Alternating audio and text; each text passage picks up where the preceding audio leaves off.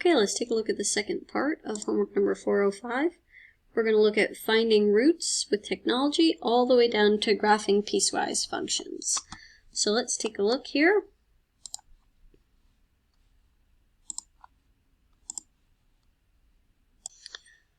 Alright, we've got our calculator ready here, and we want to find the roots. Those are the zeros and the vertex. That would be a min or a max. So let's see here. If we've got our y equals, we type 20x squared plus 180x minus 567. These numbers seem ridiculously high. So let's see what our parabola looks like. And then we press graph, and then we're like, what is that? That's not a parabola. So what we want to do is click the zoom button, and we want to scroll or just jump by pressing 0, zoom fit. We want to fit the whole parabola in our window. And there we have it. Okay, so I can see my minimum. I can see one of my roots here, but I feel like my left root is still a little bit off screen. So what I'm going to do now is tweak my window just a tiny bit more. I'm going to tweak my window by clicking this blue word up here that says, oh no, I want to change my window by clicking this window button, sorry. And it looks like I went to -10, but I might need to go a little bit further, like maybe -15. Everything else will stay the same. I know it's crazy looking, but I'll keep everything else the same. Oh, there we go. Now I can really see my 0 or my root on the left, my root on the right, and my minimum right here.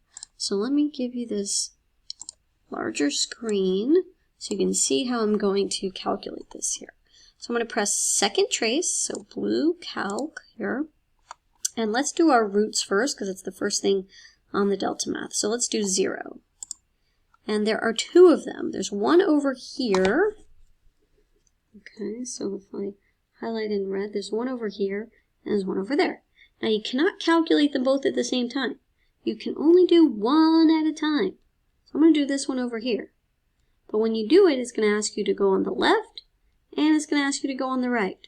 So that's what it means by left bound, and that's the location it means by right bound. So once I move you can only move the arrows using the left or right keys. So once I move my cursor here, I'm just going to hold my finger down on it, and that's good. Press enter, and then move to the right, press enter, and it should be in between those two zones there, right? So I believe it says round to 3 decimal places. So that would be -11.471. So -11.471. And now we're ready to do the other 0. We're ready to do the other 0. So second trace, 0. And now I have to move my cursor all the way over. Now this time it's going to be different. So if I'm moving left, I'm actually underneath the 0 point. And as I move to the right, I will actually be above the 0 point. And this one's going to be 2.471. 2.471.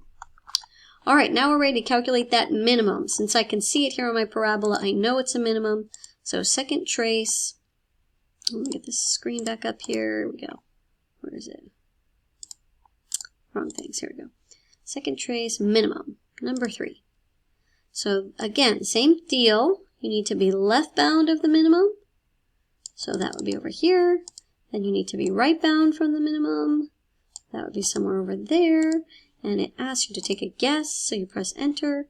And we're going with -4.499. I'm going with -4.5. -4.5. It says go to 3 place values, so I'm going to put a couple zeros in there. And then the y value is -972. I wonder what they'll say about this here. All right, let's take a look. Submit my answer. Please be right. Woohoo! Okay. Oh, it looks like I could have left those zeros off. Okay, but you never know. You never know. All right. Can you see that one more time? Now, here's a good piece of advice. I just changed my window here to be pretty wacky. it's like crazy. The window, when you look at it here, the window is like -15. It goes all the way to -971. So I'm going to press zoom 6, zoom standard, and that gets me back to my regular 10 by 10 window. And now I'm going to go do my other equation here. So when you're done, always press zoom 6. It's a good move to get you back to that standard window. So let's clear this out. We're going to type x squared plus 8x plus 83. Take a look at the graph, and we're going to calculate the zeros and the min or max. Let's see what we've got here. We've got nothing. We see nothing. So you know what we need to do, right? We need to zoom and go all the way down to 0 because we want to zoom fit. We want to fit the whole parabola. Let's see what we've got. Oh, there we go.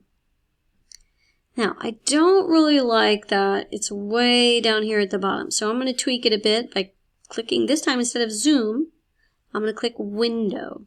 Right? So instead of zoom, I'm going to click window. And I see that my y value minimum is 67. Maybe I'll make, let's see, maybe I'll make that minimum 80. Let's see if it just tweaks it just a bit. Oh no, I don't like that at all. Okay, let's see. Where do I want my y minimum to be? What if I said 50? There we go. That's better. Okay. This right down here, that's the x-axis.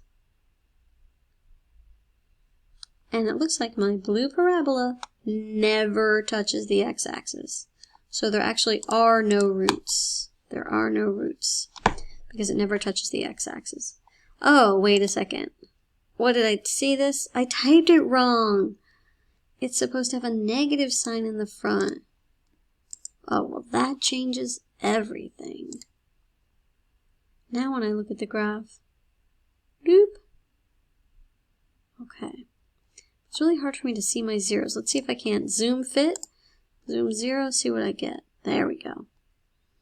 Okay, first of all, type the equation in correctly.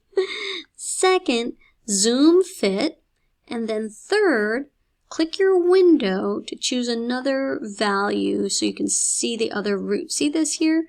It's a root, so that's along the x-axis. So it looks like my x-axis goes up to 10, but I think I need to go a little further. So I'm going to make my x max 20. Let's see how it looks. Oh, better.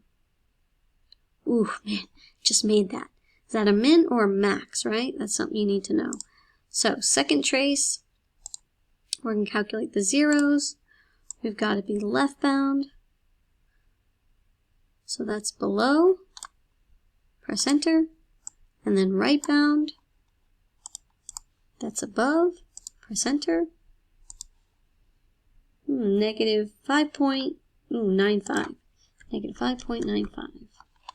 And then again, let's do second trace. 0.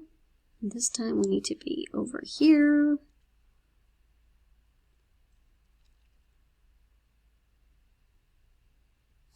Left bound, enter. Right bound, enter. Guess, enter. 13.95. I know it says go 3 place values, but the last place value would be 0. And now it's time to calculate the maximum. Second trace, maximum is 4. Get my cursor to the left. That's pretty good. Now get it to the right. That's pretty good. Press enter. Ooh, 4.99. I'm going with 4.99. Okay, let's see how we did. Yes! Awesome. Okay. Next topic. Factor to standard form. Let me get rid of my calculator. And now it says to write this in standard form. So in order to do that, oops, sorry. In order to do that, I need to distribute. So first, I'm going to do this part.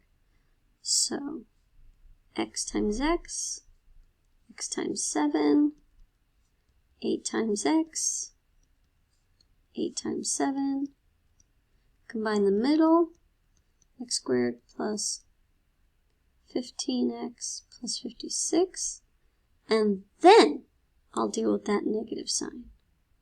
So that negative sign is going to give me a negative x squared, a negative 15x, and a negative 56. Negative x squared minus 15x minus 56. Alright, for this next question, I'm going to use the same technique. I'm going to deal with my binomial first, then I'll multiply by negative 9.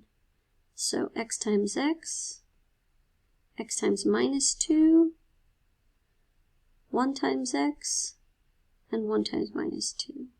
Alright, that's going to give me x squared minus 1x minus 2. And now I'm going to times that by negative 9. Negative 9x squared plus 9x plus 18. Negative 9x squared plus 9x plus 18. Negative 9x squared plus 9x plus 18. Alright, let's try identifying functions from a given type. Alright, hopefully you remember your shapes here. This one is a V shape, that's absolute value. This next one here is a curved shape, that's a square root function. This next one here is a really long, right? It's got arrows on both ends, so that's exponential. Square root functions always have an endpoint. Square root functions always have an endpoint. And this one is a parabola, that's quadratic. And then let's see, I've got another quadratic. Alright. This one is straight, so that's linear. This one is crazy crooked, so that is cubic. Alright, I think we've seen them all. Now for graphing piecewise functions. Alright, pay attention to this one carefully because there's a lot of parts to it. So first, we have x squared. We got to know that's a parabola, so we click the parabola. There are no transformations to this. No shifting left, right, up, down, no stretching, no compressing. So where it is exactly where it stays. So I can click done. Now, this part is what you use these little blue arrows for. So it says the lowest I can go is -1, so I got to push this in. And it says I can be equal to it, so keep it solid.